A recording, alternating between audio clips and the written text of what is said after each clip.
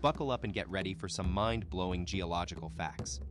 The ground beneath our feet is in a state of constant flux because, believe it or not, we're living on the leftover pieces from a massive supercontinent that started falling apart around 200 million years ago. As the Earth's tectonic plates keep shifting, the world map will change dramatically each year. Imagine all continents merging into one eventually. And if you think natural disasters are just random events, think again. They're like nature's way of telling us this incredible process is underway and it's unstoppable. Will we make it to Pangaea too? Let's examine the world map. Don't those continents look like they're just waiting to fit back together like a jigsaw puzzle? It all started with Alfred Wegener, a German meteorologist from the early 1900s who had a eureka moment when he noticed that South America and Africa seemed to be separated but somehow connected. He dug deeper and discovered some wild patterns, matching mineral deposits, plant fossils, and even dinosaur bones in different parts of our planet. Here's where things get really cool. Alfred Wegener discovered that coal deposits in Pennsylvania matched the ones found in Poland, Great Britain, and Germany. Same age, same deal. But what really blew his mind was finding Lystrosaurus fossils in Antarctica, India, and South Africa too. This ancient mammalian reptile went extinct 250 million years ago, but its remains were popping up all around the globe. How did this happen? Wegener pieced it together. Our planet used to be one massive supercontinent that broke apart into two smaller ones. Mind blown, right? So, Alfred Wegener named this supercontinent Pangaea, which comes from Greek for all Earth. In 1912, he shared his idea with other scientists, but unfortunately, they just laughed it off. Little did they know, Wegener was onto something huge. Years went by and new discoveries kept popping up, proof that Pangaea wasn't just a wild guess. One cool example is these rounded granules found in rocks from the Cretaceous period in South Africa. These tiny clues helped scientists piece together the puzzle of how our planet changed over millions of years. Mind blown, right? These tiny glass balls weren't made from anything fancy, just melted rock, created only by the intense heat of a massive impact. This discovery told scientists that millions of years ago, our Earth got slammed by a huge meteorite. But here's where it gets really cool. Similar rocks, with the same age, turned up in Western Australia. That means these two places were once part of the same landmass, a continent they call Valbara. It's like piecing together a giant jigsaw puzzle and finding more pieces that fit. Imagine our Earth as an ever-changing puzzle, with continents constantly shifting and colliding. Let's travel back in time about 3 billion years ago. It looked like a giant patchwork of landmasses, including Valbara. But as the pieces kept moving, they merged to form another supercontinent called Auvergne. Fast forward to nearly a billion years ago, or joined forces with Nina and Atlantica to create Rodinia, Earth's next supercontinent. Now here's where it gets really wild. Some scientists think our planet even bumped into a mysterious wanderer planet. This cosmic collision might have triggered Rodinia's breakup, sending our continents on another epic journey. Get ready for another mind-blowing chapter in our Earth's history. After Rodinia went its separate ways, the continents started drifting again. It was like they were playing a game of cosmic tag. Around 600 million years ago, these wandering landmasses finally teamed up to form Pangaea. But guess what? This supercontinent also had a short-lived existence and split apart once more. Fast forward to around 300 million years ago, the pieces regrouped one last time to create Pangaea, our planet's final supercontinent before the modern map we know today. And here comes the best part. Pangaea was completely surrounded by a single gigantic ocean called Panthalassa, setting the stage for life on Earth to really take off and evolve into all sorts of amazing species. Buckle up, because we're about to dive into an alien world right here on Earth. Imagine a planet where the entire landmass was one giant continent. Welcome to Pangaea, around 300 million years ago. Thanks to super sleuths in archaeology who studied ancient rock formations called cratons, we now know what life was like back then. Get this, the equatorial region of Pangaea was home to lush, vibrant rainforests that would put the Amazon to shame.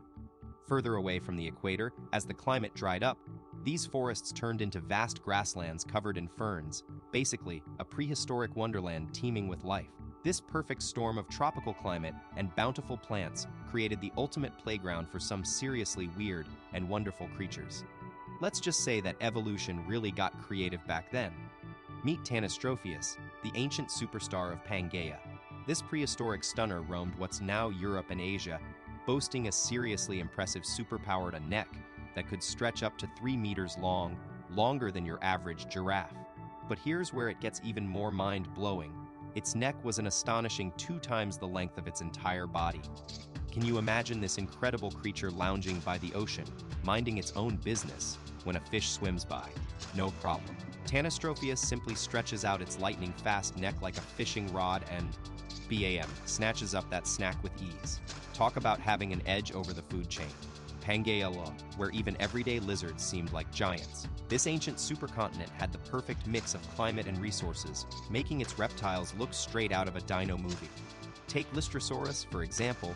This tiny titan earned nicknames Shovel Lizard or Dog Walrus, and it's easy to see why no teeth. No problem. This feisty creature had 2 giant fangs that doubled as digging tools, helping it uncover juicy plant roots in Pangaea's dry areas. Then there's the Pangaean Drepanosaur, a reptile-bird hybrid that packed a whole lot of cool into its half-meter-long body. It was like nature's experiment gone right, and we're loving every minute of exploring these prehistoric wonders. Meet the Drepanosaurus, a true showstopper. This prehistoric reptile rocked a neck that was seriously on point and a skull that bore an uncanny resemblance to those of our feathered friends. But here's where things get really cool. This animal had a serious arsenal at its disposal, featuring massive claws on not 1, but 2 index fingers and its tail. That's right, it was basically a claw-wielding, tree-climbing, insect-nesting mastermind. With these incredible tools, it could tear open bark and snatch unsuspecting insects for lunch. Can you imagine if all these Pangaean powerhouses had made it to the present day? They'd be the undisputed champs of their respective crews. But alas, that wasn't meant to be. A catastrophic mass extinction event 2 million years ago put an end to their reign, leaving us with only fossilized memories of these incredible creatures. Fast forward to a massive cosmic event that would change Earth's history forever. The impact of a gigantic meteorite. Scientists are pretty sure this astronomical occurrence was the trigger for the biggest mass extinction our planet has ever seen. And here's the kicker: all those animals, from the tiniest microbe to the mightiest dinosaur, were packed onto a single supercontinent at the time, making them sitting ducks for disaster. The results: a whopping 96% of marine life and around 70% of land species met their untimely demise. That's a staggering 8 out of every 10 living things. But what can we learn from this apocalyptic event? Well, it turns out Earth's unique geography makes its inhabitants pretty vulnerable. And guess what? We're not off the hook just yet. In fact, Canadian geophysicist John Tuzo Wilson was so interested in how our planet's tectonic plates move and interact that he started tracking their patterns way back in 1974. Little did he know his work would be a crucial part of understanding what could happen next. John Tuzo Wilson's groundbreaking research took a major turn when he discovered that Earth's geological processes are anything but static. They're actually part of a bigger cycle. He found out that supercontinents form and reform in regular intervals, with our planet seeing this happen roughly every 200 to 600 million years. So, buckle up, folks, because it's happening again. All the continents will eventually merge into one massive supercontinent. This jaw-dropping revelation sent shockwaves through the scientific community, and soon, scientists from around the globe were trying to predict what this new landmass would look like. One of them is American geologist Christopher Scottis, who's been digging deep into the history of our planet's lithosphere plates. He's one of many researchers working tirelessly to paint a picture of our future supercontinent, and we can't wait to see what they come up with. Get ready for a geological showdown. Did you know that Africa's already making its move towards Europe? It's true. The African plate is slowly inching its way into the Mediterranean, where it's meeting up with Italy, Greece, and more. This ancient collision has given birth to some of our planet's most stunning mountain ranges, like the Alps and the Pyrenees. But don't just take a hike. This tectonic turmoil also causes earthquakes that rock Greece and Turkey from time to time. Meanwhile, down under, Australia is making its own way north, getting ready to collide with the southern islands of Southeast Asia. So what's next? According to Christopher Scottis, our future supercontinent might just be called Pangaea Ultima. But wait, there's a contender for that title, Orica. Scientists are buzzing about these two potential landmasses, and we can't help but wonder which one will rise to the top. Imagine a future where all continents have merged into one massive landmass, grouped around the equator. It's like a giant Earth-sized puzzle coming together. American scientists from Geological Magazine are stoked about this vision of the supercontinent, and they think our coastlines will transform into stunning Brazilian-inspired beaches. Sounds like paradise, right? But hold up, things get interesting in Orica's interior. When this massive landmass forms, it'll soak up a ton of sunlight, and since there won't be much ice at the poles to reflect it back, we're talking extreme heat. It's like our planet's thermostat will be turned up to 11. Get ready for a wild ride. With our future supercontinent, coastal areas might resemble breathtaking Brazilian beaches. But that's not all. Life on Earth would undergo a massive transformation too. As the continents merge, the central arid region would be cut off from refreshing ocean breezes, and it wouldn't just be scorching hot. Rivers would essentially disappear, leaving behind a barren landscape. This mind-blowing vision is exactly what illustrator Massimo Pietrobon brought to life in his universal Pangea 2 concept.